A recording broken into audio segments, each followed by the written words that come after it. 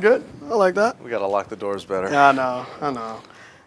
Welcome everybody to Cross Counter Live, as well as our in-studio audience. Yeah, got a couple people here. Yes. More than I expected, but thank you guys for joining us. My name is Gootecks. And I'm Mike Ross. And here on Cross Counter, we talk about everything that's going on in the fighting game world. But first, of course, we have to recap what's been going on, Mike Ross. How have you been? Me, personally? Yeah. I mean, today was an interesting day. Really? Yeah. What happened? Well, I got notified about something that was kind of crazy. Uh-huh. You know, in Ohio, there was Seasons Beatings tournament. And while I was there, I met this person who came up to me and wanted me to sign a birthday card for somebody.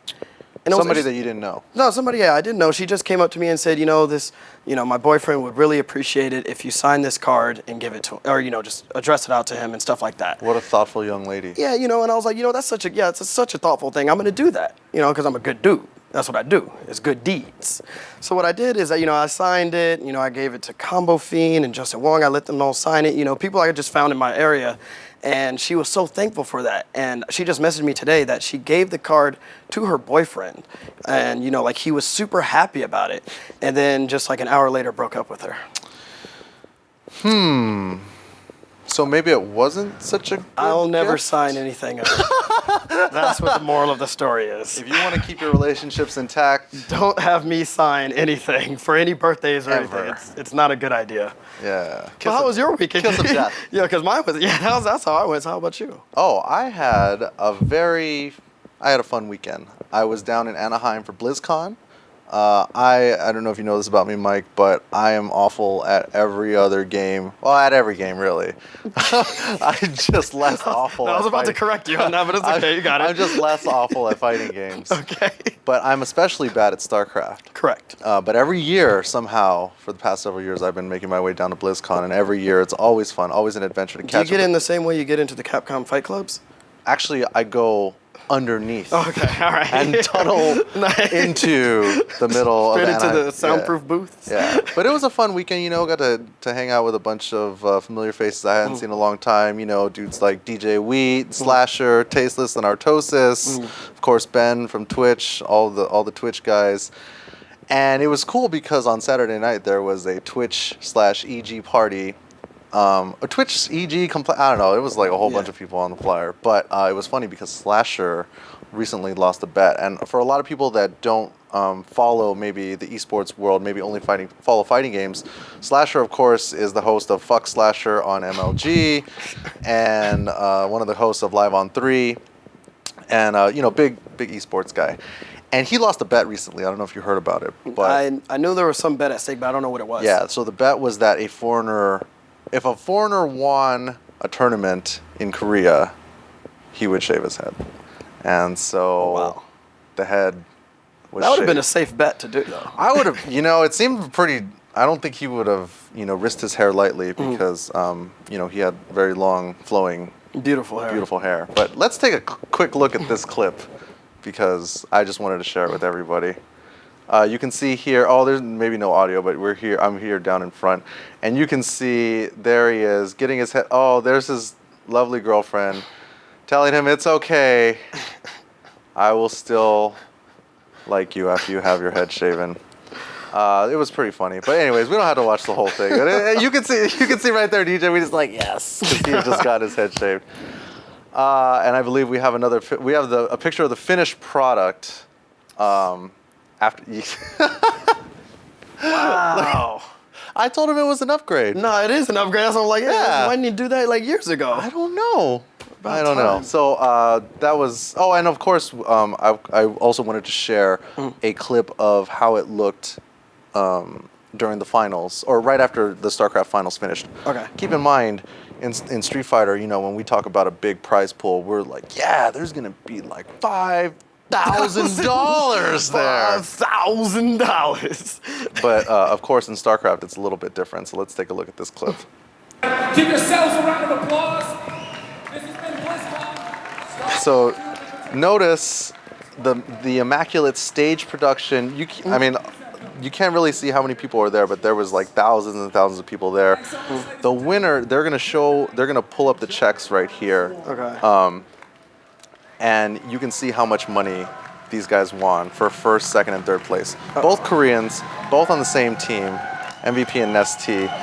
And you can't really see it, but basically, it's 50,000, 25,000, and 10,000 for first.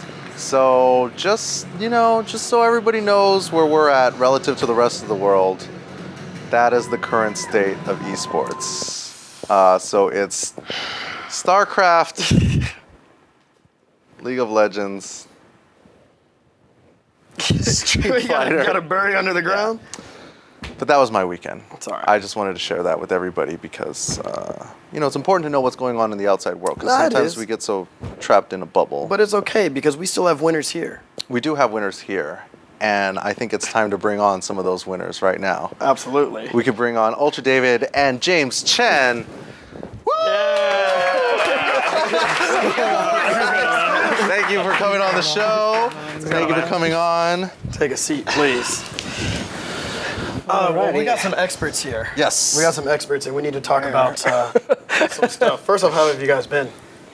Been great, actually. I had a nice, relaxing, non-tournament weekend finally after 2 straight weekends of tournament, so it was nice. It can be grueling. Yeah. It can be grueling. We know this firsthand. You know what? While we have these, can we call you guys experts here? They're so I mean, Now, James, personally, you have changed my life. Some people don't Yeah. know this.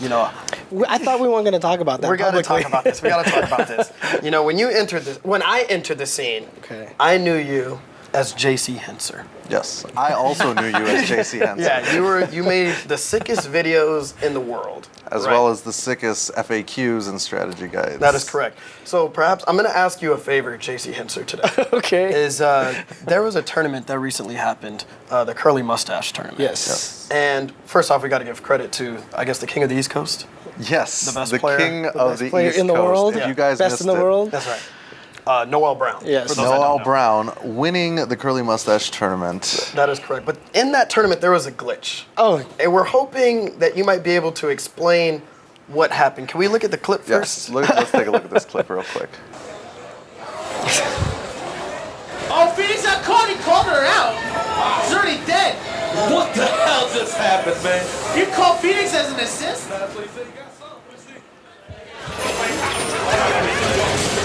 I don't know. This is a very ominous feeling with this match right now.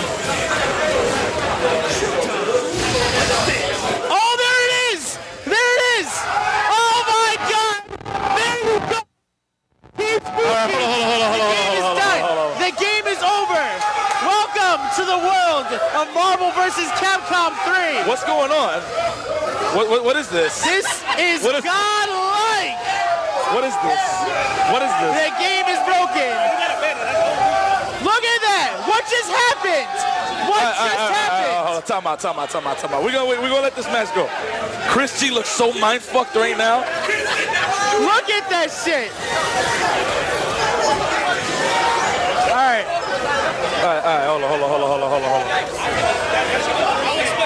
Alright, let him get on. Hold on. We can't let that rock. If he gets a lead, then we can't let that rock. I can explain that glitch.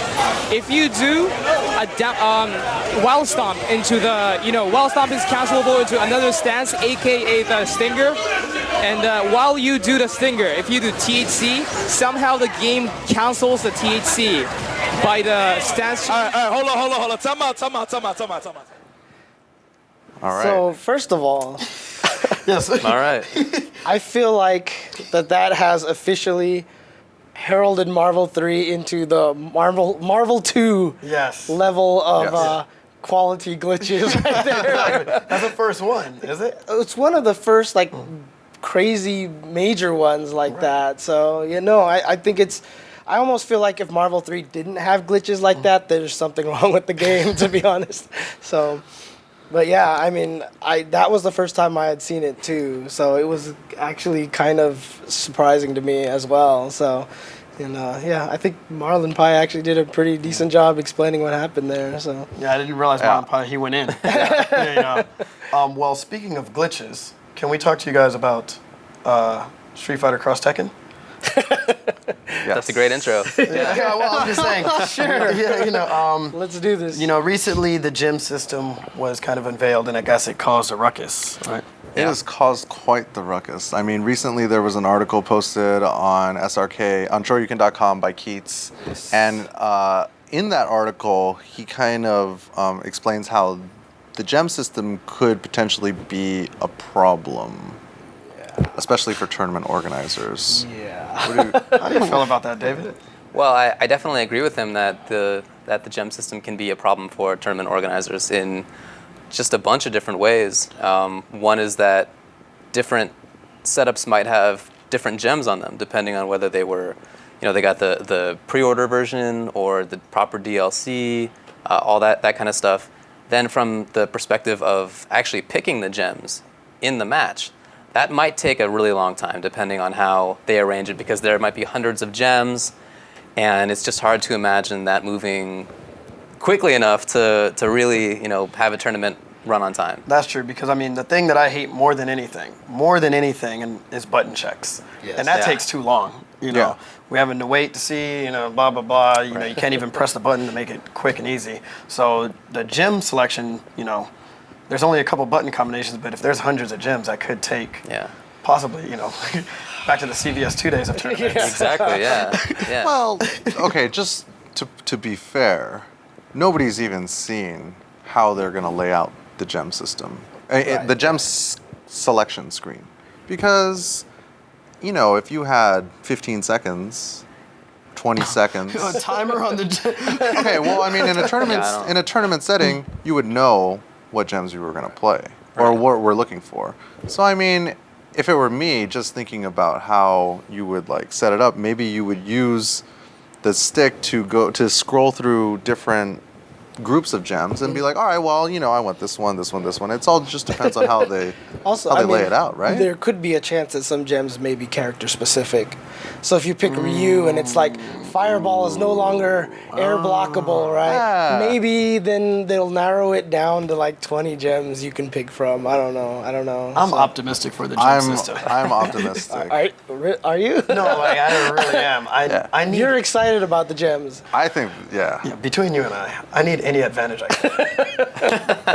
can. speed, I need speed, agility, blocking. Yeah, blocking. Blocking. Yeah. Blocking, I Air mean- blocking, maybe. Yeah. I need air blocking. Yeah. Never have to worry about cross-ups ever again. Auto blocking. Exactly. Yeah. For the cost of What's meter. wrong with that? Right. I would never do a super ever again so I can block cross-ups for once. Yeah. I'll tell you what. Let's take a quick break right now, but when we come back, we're going to continue this discussion. All right. Cool.